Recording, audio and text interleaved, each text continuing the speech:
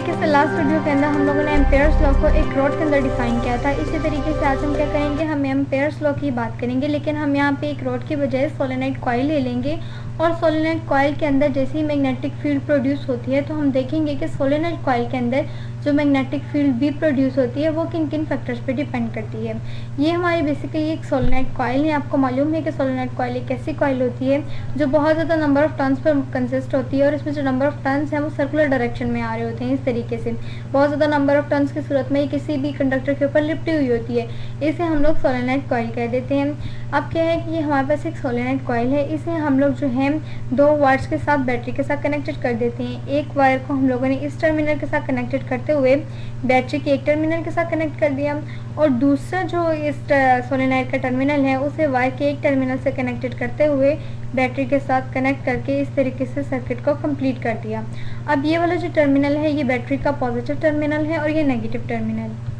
अब जैसे ही circuit connected हो गया, सर्किट जो है वो हमने कनेक्ट कर दिया, यहाँ से करंट फ्लो करना स्टार्ट कर दिया। ये हमारे पास करंट जो है इस तरीके से इस डायरेक्शन में फ्लो करना शुरू कर देता है, और इसकी डायरेक्शन जो है इस तरह से रहती है थ्रू आउट द प्रोसेस जब तक कि करंट फ्लो करता चला जाता है।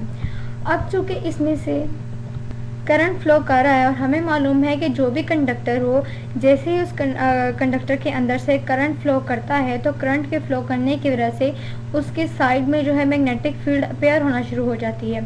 जैसे कि ये सोलेनोइड कॉइल जो कि कॉपर की एक रेजिस्टिव वायर होती है, ये भी एक कंडक्टर ही होती है। जैसे ही इसके अंदर से करंट फ्लो करना शुरू करता है तो इसके अराउंड भी मैग्नेटिक लाइन्स ऑफ फोर्स आ जाती हैं। हम फर्ज कर लेते हैं कि यहाँ पर जो है इस सोलेनोइड का नॉर्थ पोल है और यहाँ पर जो है इस सोलेनोइड का साउथ पोल है। होता क्या है, यहाँ पे magnetic lines of force appear हो जाती हैं इस डायरेक्शन में। हमें मालूम है कि वो हमेशा जो है जो हमारे पास मैग्नेटिक लाइन्स ऑफ फोर्स होती हैं वो हमेशा नॉर्थ से निकलती हैं, और नॉर्थ से निकलती हुई ये मैग्नेटिक लाइन्स ऑफ फोर्स क्या करती हैं, सर्कुलर डायरेक्शन में इस तरीके से इस सोलेनोइड के अराउंड आती हैं, और यूँ आती आती जो है साउथ पोल से दोबारा इस सोलेनोइड के अंदर एंट्रेंस कर लेती हैं इस तरीके से, यानी कि नॉर्थ पोल से इससे बाहर निकलती हैं और सर्कुलर डायरेक्शन में होते हुए साउथ पोल से दोबारा जो है सोलेनोइड के अंदर एंटर हो जाती हैं। तो इस तरीके से जो ये है मैग्नेटिक लाइन्स ऑफ फोर्स और जो सोलेनोइड कॉइल है उसके अंदर इस तरीके से अपेयर होती हैं, जैसे कि हम इस चीज़ को पहले भी एक दो वीडियोस में देख चुके हैं। अब हमें ये मालूम है कि यहाँ पर जो है मैग्नेटिक लाइन्स ऑफ फोर्स इस तरीके से अपेयर हुई हैं, और हमारी जो सोलेनोइड है वो एक इलेक्ट्रोमैग्नेट बन चुकी है। चूँकि हमें मालूम है कि जब भी किसी कंडक्टर से इलेक्ट्रिसिटी पास करती है तो वो कंडक्टर उस इलेक्ट्रिसिटी के पैसेज की वजह से एक इलेक्ट्रोमैग्नेट बन जाता है। तो ये जो हमारे पास सोलेनोइड है ये एक इलेक्ट्रोमैग्नेट बन चुकी है।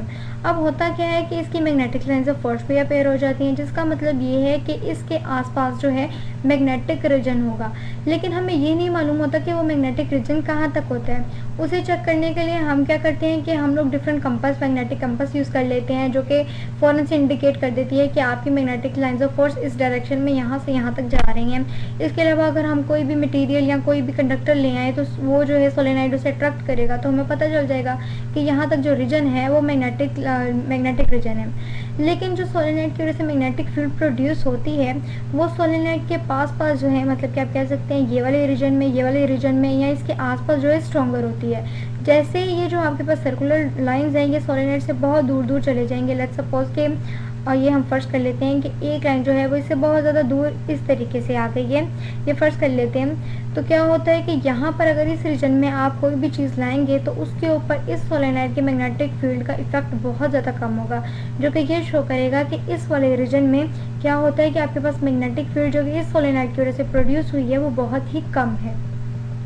तो बेसिकली इसका मतलब ये हुआ कि सोलेनोइड कॉइल की मैग्नेटिक फील्ड के अंदर कोई भी अगर रीजन रखा जाए तो हमें ये पता चल जाता है कि सोलेनोइड की जो मैग्नेटिक फील्ड है वो कहाँ कहाँ तक एप्लीकेबल है। और दूसरी चीज़ ये कि सोलेनोइड की जो मैग्नेटिक फील्ड प्रोड्यूस होती है वो उसके पास पास स्ट्रॉन्ग होती है, जबकि दूर दूर जाते जाएँ तो वो फील्ड का इफेक्ट जो है कम होता चला जा रहा है। अब सोलेनोइड फील्ड की वजह से जो मैग्नेटिक फील्ड प्रोड्यूस होती है उसको देखने के लिए हम क्या करते हैं कि लेट्स से कि इसके अंदर से जो है ये हमारे पास एक सोलेनोइड कॉइल है ना, इसके अंदर से क्या हो रहा है कि इस तरीके से magnetic lines of force pass हो रही हैं। इस तरीके से ये हमारे पास magnetic lines of force pass होती चली जा रही हैं। अब हम क्या करते हैं कि ये मैग्नेटिक लाइन्स ऑफ फोर्स हम लोग सोलेनोइड कॉइल को नहीं बनाते, जस्ट उसकी मैग्नेटिक लाइन्स ऑफ फोर्स को बनाते हैं और ये देखते हैं कि सोलेनोइड कॉइल की मैग्नेटिक फील्ड के अंदर अगर कोई रेक्टेंगल शेप की कोई भी अगर हम सरफेस ला के रख दें तो उसके ऊपर किस तरीके से मैग्नेटिक फील्ड इफेक्ट करती है। तो इस तरीके से हमें अंदाज़ा हो जाएगा कि उसको रेफरेंस मान के हम ये बता सकते हैं कि हमारी सोलेनॉइड की मैग्नेटिक फील्ड कहाँ कहाँ तक एक्ट करती है, और उसके हिसाब से जो है हम इस सोलेनॉइड के लिए एम्पेयर्स लॉ निकाल लेंगे, जिस तरीके से हम लोगों ने कंडक्टर के लिए निकाला था। अब ये जो है मैग्नेटिक लाइंस ऑफ फोर्स है, इन्हें मैंने थोड़ा सा कर्व इसलिए बनाया क्योंकि दरमियान से ये कर्व होती चली जा रही हैं। दरमियान में क्या होता है कि जब हम थोड़ा सा दरमियान में आते हैं तो यहाँ पर जो है मैग्नेटिक लाइंस ऑफ फोर्स बहुत ज़्यादा स्ट्रॉन्ग हो जाती हैं। इसे हम लोग ज़रा इस तरीके से बना लेते हैं ताकि हमें पता चल जाए। ये मैग्नेटिक लाइंस ऑफ फोर्स हैं जो बहुत ज़्यादा आपस में क्लोज होती हैं, जो कि ये रिप्रेजेंट करती हैं कि इस वाले रीजन में जो है मैग्नेटिक इफेक्ट बहुत ज़्यादा स्ट्रॉन्ग है। यहाँ पर मैग्नेटिक फील्ड की वजह से प्रोड्यूस होने वाला मैग्नेटिक इफेक्ट जो है वो बाकी रीजन की निस्बत ज़्यादा है। ये हमारा नॉर्थ पोल था और ये हमारा साउथ पोल है। यहाँ से हमारी जो है मैग्नेटिक लाइंस ऑफ फोर्स बाहर की तरफ जाती हैं और सर्कुलर डायरेक्शन में होते हुए इस वाले पोल से जो है दोबारा एंटर कर लेती हैं इस तरीके से, और यहाँ से बाहर निकली है सर्कुलर डायरेक्शन में होते हुए इस पोल से दोबारा इसके अंदर आ जाएगी। अब हम लोगों ने क्या फर्ज करना है, हमने सपोज करना है कि हम यहाँ पर एक रेक्टेंगल शेप के सरफेस, जिसको हम लोग नाम दे देते हैं कि ए बी सी और डी है, इसे हम क्या करते हैं, हम इस मैग्नेटिक लाइंस ऑफ फोर्स के दरमियान जो है जो प्लेस कर देते हैं। फॉर एग्जांपल हमने क्या किया है कि इस सरफेस को उठाया यहाँ से और इस सरफेस को यहाँ पर जो है जाके प्लेस कर दिया। ये हमारे पास सरफेस है इस तरीके से, इसे हमने नाम भी दे दिया, ये ए है, ये बी है, ये सी है और ये डी है। ये सरफेस को हम लोगों ने इस मैग्नेटिक फील्ड के अंदर जाके जो है रख दिया। अब क्या होता है कि इसकी चार साइड्स हैं, चूँकि एक रेक्टेंगल शेप की हमारे पास सरफेस है, तो हम इसे नाम दे देते हैं कि ये L1 लेंथ है। ये हमारे पास बल्कि दूसरा मार्कर यूज़ करते हैं, लेट्स से कि हम लोग कह देते हैं कि ये फर्ज कर लीजिए कि ये हमारा L1 है, ये L2 है, ये L3 है और ये वाली साइड जो है इसे हम लोग कह देते हैं कि ये वाली साइड L4 है। तो ये रेक्टेंगल की जो चारों साइड्स है कंप्लीट हो गई। अब अगर मैं हर साइड को जो है एक रॉड सपोज करूं, जैसे कि हम लोगों ने एम्पेयर्स लॉ में किया था। एम्पेयर्स लॉ में हमने क्या कहा था कि अगर हमारे पास कोई एक रॉड हो सिंपली, तो उस रॉड के अंदर अगर हम लोगों को एम्पेयर्स लॉ बताना पड़े, यानी कि ये हमारी L1 रॉड है ना, अगर इस रॉड के अंदर इस साइड को हम लोग रॉड सपोज कर लेते हैं, अगर इस L1 लेंथ के अंदर मुझे एम्पेयर्स लॉ बताना पड़ेगा, तो मुझे पता है कि एम्पेयर्स लॉ का फॉर्मूला था बी डॉट एल, जो कि हमारे पास किसके इक्वल आया था, mu naughts time total current जो कि इस साइड से फ्लो कर रहा है। जाहिर सी बात है ये सोलेनॉइड जो है ये बैटरी के साथ अटैच है, बैटरी के साथ अटैच होने की वजह से ही तो इसके साइड्स पे जो है मैग्नेटिक फील्ड प्रोड्यूस हुई है, तो इस साइड पे भी जो है मैग्नेटिक फील्ड प्रोड्यूस हो रही होती है। अब क्या होता है कि हमें मालूम है कि ये बी डॉट एल है, हम सिर्फ बी डॉट एल की बात करें अगर, तो बी डॉट एल हमें मालूम है कि किसके इक्वल आएगा, बी एल कोस थीटा के इक्वल आ जाएगा। और यहाँ पर अगर हम लोग कोस थीटा की बात करें तो हमारे जो मैग्नेटिक फील्ड बी है वो, और जो इस कंडक्टर की लेंथ है, जो इस हमने जो सरफेस प्लेस की है उसकी जो लेंथ है उसके साइड की L1 वो आपस में पैरेलल है, जो कि ये रिप्रेजेंट करते हैं कि यहाँ पे जो एंगल है वो हमारे पास 0 है। तो cos 0 जो है हमें मालूम है कि मैक्सिमम वैल्यू देता है, तो यहाँ पे जो हमारे पास बी एल है वो इसी तरीके से आ जाएगा कि ये बी एल मैक्सिमम के इक्वल आ जाएगा। ठीक है, हम लोग फर्स्ट कर लेते हैं ना, क्योंकि हमें मालूम है कि 0 पे जो है मैक्सिमम वैल्यू देते हैं। अब अगर मैं इसी तरीके से इस साइड की बात करूँ जो कि मैग्नेटिक फील्ड के अंदर है, अगर मैं यहाँ पे L1 की बात की तो वो मेरे पास B इंटू एल के इक्वल आ गया। इसी तरीके से मैं अगर B डॉट L2 की बात करूँ, यानी कि इस वाली साइड की बात करूँ, तो मुझे मालूम है कि यहाँ पे क्या है कि ये हमारे पास बी एल कोस थीटा के इक्वल आ जाएगा। यहाँ पे चूँकि ये L2 और हमारी मैग्नेटिक फील्ड आपस में परपेंडिकुलर हैं, जिसकी वजह से यहाँ पे एंगल 90 आएगा। 90 एंगल आने की वजह से इस साइड पे मैग्नेटिक फील्ड का इफेक्ट जो है वो 0 हो जाता है, जो कि कोस 90 0 के इक्वल आ जाता है। सिमिलरली अगर मैं इस 4 साइड की बात करूँ तो ये साइड भी जो है यहाँ पे मैं लिख देती हूँ कि हमारे पास BL4 जो है वो भी 0 के इक्वल आ जाएगी, क्योंकि यहाँ पर भी मैग्नेटिक फील्ड की डायरेक्शन ये है और लेंथ जो है, लेंथ की जो साइड है ये वाली L4 ये इस तरीके से परपेंडिकुलर है। यहाँ भी एंगल 90 है, यहाँ पर भी एंगल 90। तो क्या होता है कि इन दोनों जगहों पर जो है कोस प्रोडक्ट की जो हमारे पास डॉट प्रोडक्ट है उसकी वजह से जो है हमारे पास मैग्नेटिक फील्ड का इफेक्ट वो 0 हो जाता है। अब सिर्फ हमारे पास 2 साइड्स बचती हैं, एक L1 और एक L3। अब जो हमारे पास BL3 है इसकी वजह से भी यहाँ पर हमारे पास BL आ जाएगा, मतलब कि इसकी वजह से भी हमें कुछ ना कुछ यहाँ पर मैग्नेटिक फील्ड मिलेगी। अब आप ये देख सकते हैं कि इन दोनों साइड्स पे हमारे पास मैग्नेटिक फील्ड की जो है वो मैग्नेटिक इफेक्ट वो ज़ीरो हो चुका है। इस साइड पे हमारे पास मैग्नेटिक इफेक्ट है क्योंकि यहाँ पर एंगल ज़ीरो था, जिसकी वजह से हमें कुछ ना कुछ मैग्नेटिक इफेक्ट की वैल्यू मिल गई है, हमें मैग्नेटिक फील्ड की वैल्यू मिल जाती है। जबकि इस जो साइड L1 है ना, ये इस फील्ड के रीजन से बाहर है। हम सपोज कर लेते हैं कि ये वाली जो साइड है इसके ऊपर जो मैग्नेटिक फील्ड का इफेक्ट है वो ज़ीरो है, क्योंकि ये इस रीजन से बहुत ज़्यादा दूर है। और जैसे हमने स्टार्टिंग में बात की थी कि अगर कोई एक चीज़ या सरफेस जो है, आप कोई भी चीज़ रख रहे हैं उसे मैग्नेटिक फील्ड के अंदर रख रहे हैं जो कि सोलेनोइड की वजह से प्रोड्यूस हुई है, तो अगर वो ऐसी फील्ड के अंदर है जो सोलेनोइड से प्रोड्यूस तो हुई है लेकिन उससे बहुत ज़्यादा दूर है, तो वहाँ पर सोलेनोइड की वजह से प्रोड्यूस होने वाला मैग्नेटिक इफेक्ट वीक होता है। इसी वजह से यहाँ पे मैग्नेटिक इफेक्ट बहुत ज़्यादा वीक है। इस चीज़ को हम कह सकते हैं कि ये यहाँ पे बहुत ही वीक है। वीक होने की वजह से मैं कह सकती हूँ कि ये जो है ज़ीरो के इक्वल है। तो हमारे पास क्या होता है, ओवरऑल हमारे पास सिर्फ एक ही मैग्नेटिक फील्ड आती है जो कि साइड हमारे पास यहाँ पे जो साइड थी L3 इसके ऊपर आती है। ये हमारे पास साइड L3 है जो कि उसके बिल्कुल मिड के पास है, जहाँ पर मैक्सिमम हमारे पास मैग्नेटिक फील्ड है उसकी इक्वल आ जाती है। तो हमारे पास सिर्फ BL3 आ जाती है।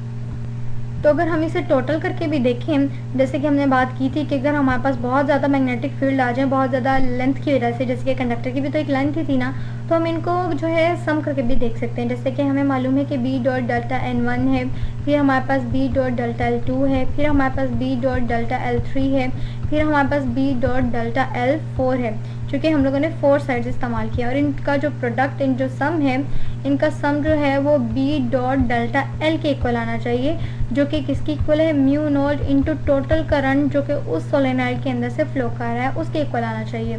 अब हमारे पास क्या होता है, हमें मालूम है कि साइड L1 जो है वो रीजन से बहुत ज़्यादा दूर है, जिसकी वजह से इसे हम लोगों ने ज़ीरो सपोज कर लिया। L2 साइड जो है परपेंडिकुलर होने की वजह से ज़ीरो हो जाती है। L3 जो है वो मैक्सिमम वैल्यू देती है। क्यों मैक्सिमम वैल्यू देती है, ये इस तरह से मैक्सिमम वैल्यू देती है क्योंकि ये हमारे पास सेंट्रल रीजन के बहुत ज़्यादा पास आ जाती है, जहाँ पर हमारे पास मैग्नेटिक फील्ड बहुत ज़्यादा स्ट्रॉन्ग आ जाती है। और जो हमारे पास L4 साइड है ये भी जो कि परपेंडिकुलर आ जाती है, इस वजह से ये भी cos 90 होने की वजह से ज़ीरो हो जाती है। तो अब हमारे पास जो B डॉट डेल्टा L है जो कि हमारे पास समीशन है, यहाँ पे हम लिख सकते हैं कि ये हमारे पास सम है सबका, जो कि mu naught into total current जो कि सोलेनोइड में से फ्लो कर रहा है उसके इक्वल है। तो ये यहाँ पर हमें सिर्फ ये मिल जाती है कि B डॉट डेल्टा L3, जिसे हम लिख सकते हैं कि ये B डॉट डेल्टा L के इक्वल है, और इसे हम लोग लिख सकते हैं कि ये mu naught total current flowing in the solenoid के इक्वल है। अब क्या होता है कि इसे इसके इक्वल करके मैं सिर्फ ये बता सकती हूँ कि B डॉट डेल्टा L जो है यहाँ पे वो mu naught time total current के इक्वल आ गया। अब यहाँ तक का जो काम है वो तो हमारा एम्पेयर्स लॉ के अकॉर्डिंग है। ये हम लोगों ने एम्पेयर्स लॉ में देखा था, तो यहाँ तक का तो जो काम है वो एम्पेयर्स लॉ के अकॉर्डिंग हो गया। लेकिन इस एम्पेयर्स लॉ से हमें ये पता चल गया कि सोलेनोइड की जो मैग्नेटिक फील्ड है वो कहाँ कहाँ तक एक्ट करती है और किस रीजन में जाके जो है उसकी मैग्नेटिक फील्ड काफ़ी ज़ीरो हो जाती है।